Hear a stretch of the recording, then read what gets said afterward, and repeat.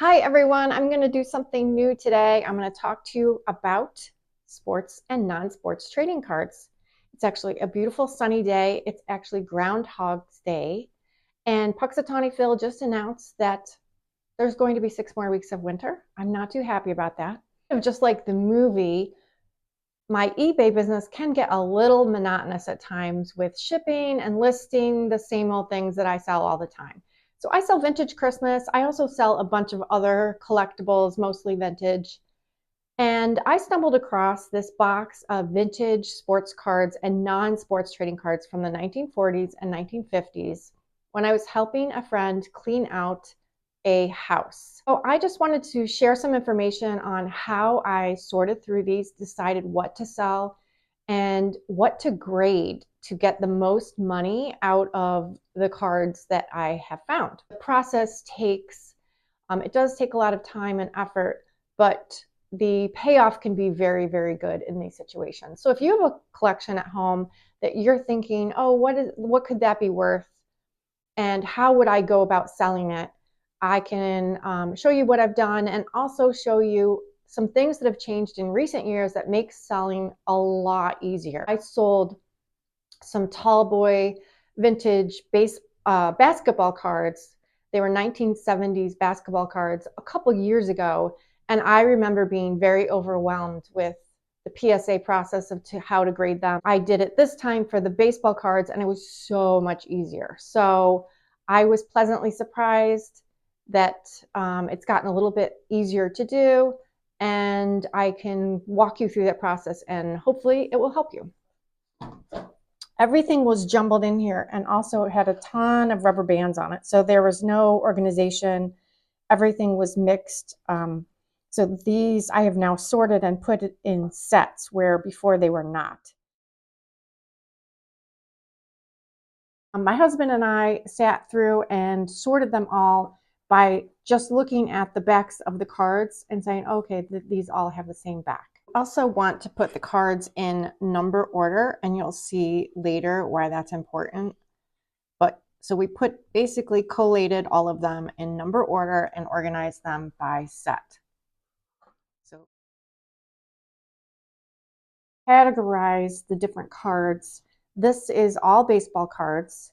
I just recently pulled out all the black and white baseball cards to sell first. So that is another category. And then I had these football cards, easier to do a project when they're in little chunks. So the football cards were a lot less volume than the baseball cards. So this is what I started with. And then I also started with non-sports trading cards. And this is what I have left. I've actually sold most of them already. So once you have your different categories, you can start identify what the cards are. By the face of this card, I don't really know what company made it. I don't know what year it is. So I used Google search and eBay search to determine what the sets are and have the years and name of the set, like for example, 1954 Bowman. So I would just identify all my sets so I know exactly what sets I had.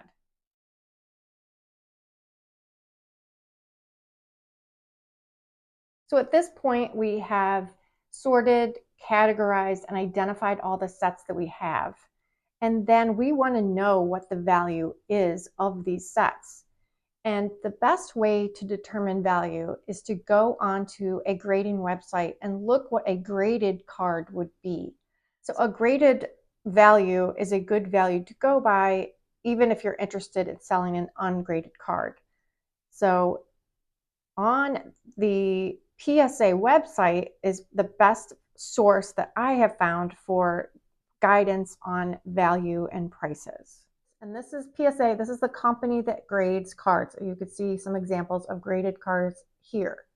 A graded card is protected in a slab, and it has a UPC code put on it, and it is basically guaranteed as authentic. The value behind grading a card is that everyone goes through the same process and it's standardized, and you're guaranteed that the card is authentic and is the grade that they have said it is. So I'm going to use this set as an example. This is the 1954 Topps baseball set, and we put them all in number order. So when you go to PSA, so if you go into research and hit price guide,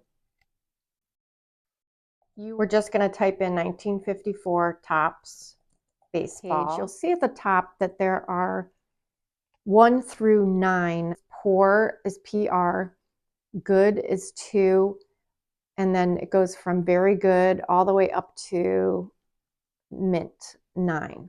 So those are your grades, and there are resources on PSA that are definitions of these grades and actual card examples of each grade.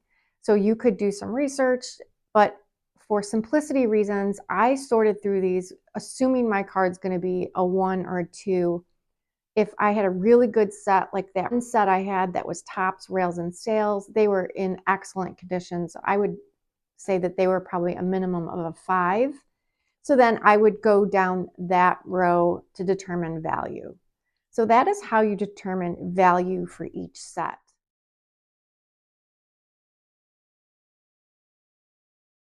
So the next step you have to do is determine what you're willing to grade. And that really depends on the cost of grading, the timing that it takes. Here's what I mean when I say you need to set a minimum value for what you might send in to PSA. On their website, under pricing and services, you're going to select authentication and grading. And if you scroll down, you'll see the prices for grading. Now, the first 2 categories of $18.99 and $21.99 are only for Collectors Club members. The membership's $149 a year. So you can figure out if that's worth your time. But let's just go to $27.99. So basically, for any card below $500, it's going to be $27.99 and a 75 business day turnaround. For a card that's only worth $40, I'm not going to spend $27.99 to get it graded. So for the cards that have more significant value, there's other price categories down here, and you can see how that works. So I basically set a minimum of $100 value at the lowest grade that I thought I would get in order to make it worth my time to grade a card.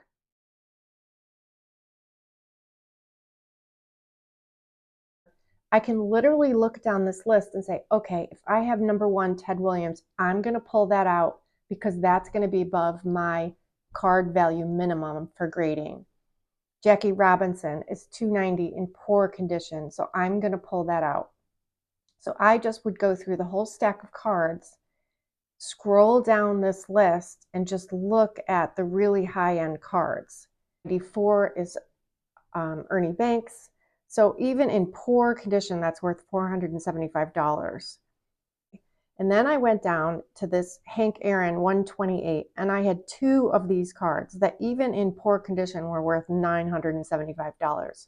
So immediately I knew I was definitely going to be grading cards, because if I could get, $975 for a poor card, and I think my card's more towards a 4 or a 5, I'm going to be in that $3,600 to $5,200 range.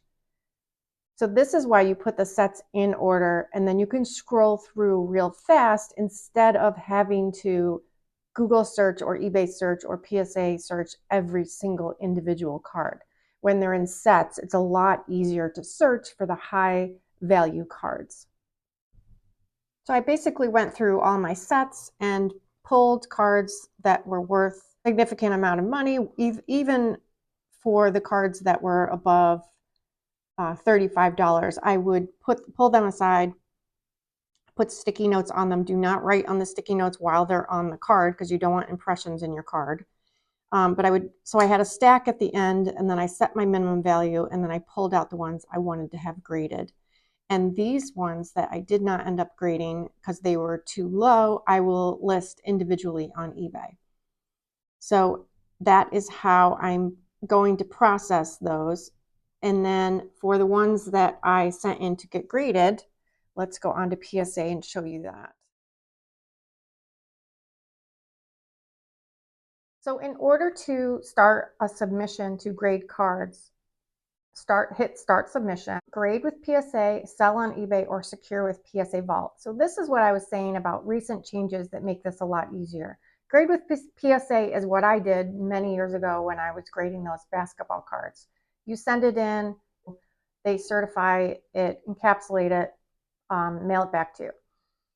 The second option is to sell on eBay, and this is they grade it and they immediately put it on their eBay store for 99-cent auction, and it goes for whatever it sells for, and then they just give you the money.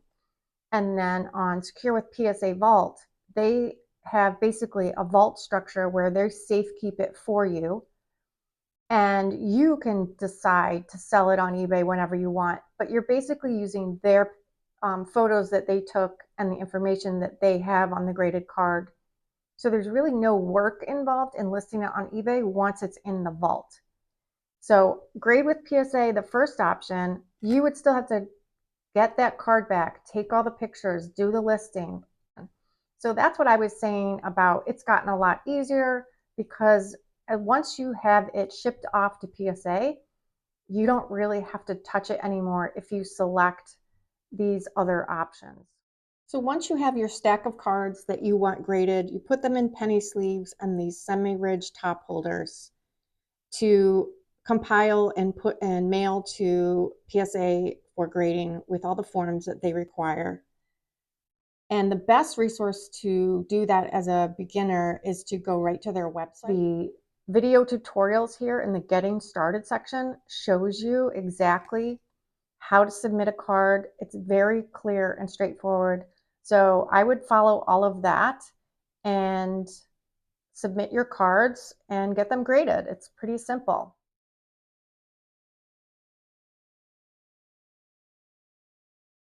So for these cards that were under the $100 minimum, I have basically set them aside and I'm going to list them separately on eBay. So I wanted to show you how you could do that. So in the eBay app, I actually have, if you go down to the shortcuts section, there is a scan cards little camera. This is a new feature. I'm not sure if it's available to everyone. It basically takes a scan of your card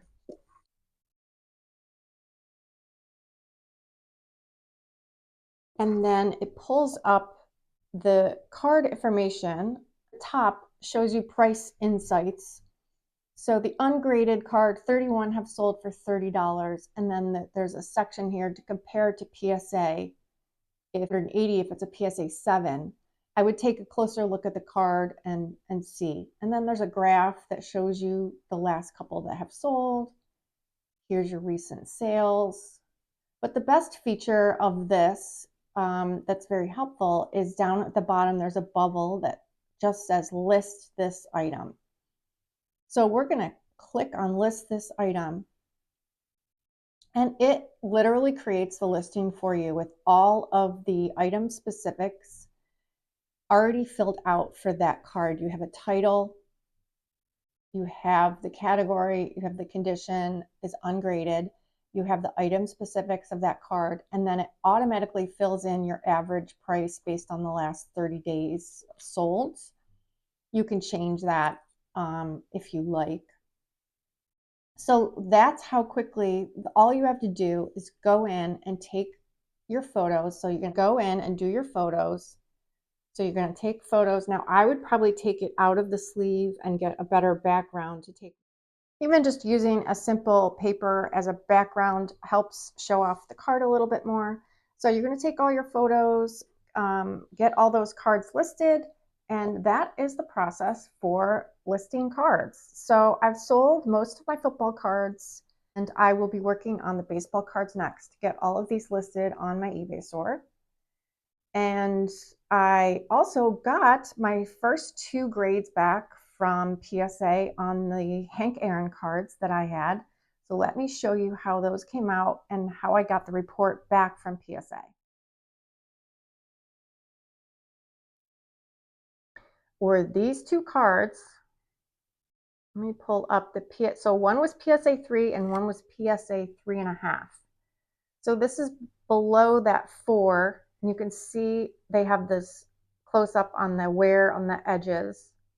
The PSA estimate for the value of this card is $4,700. And I had two of them. One was graded 3.5 and one was graded 3. So this quickly made this effort of going through every single card extremely valuable. So I am super glad that I sent this off for grading, and I have about 25 other cards that are in for grading right now. They take longer based on your submission type. This one was submitted for a 5-day turnaround because the value was above, estimated to be about 5,000. So that was a quick turnaround. I was very happy with that. And I will continue going through the rest of these cards. And I hope this helps you decide on what to grade, what not to grade, and what you can sell on eBay and how quick and easy it is. Thanks for watching. I hope you liked this video. Please like, comment, or share, and subscribe to my channel. Thank you.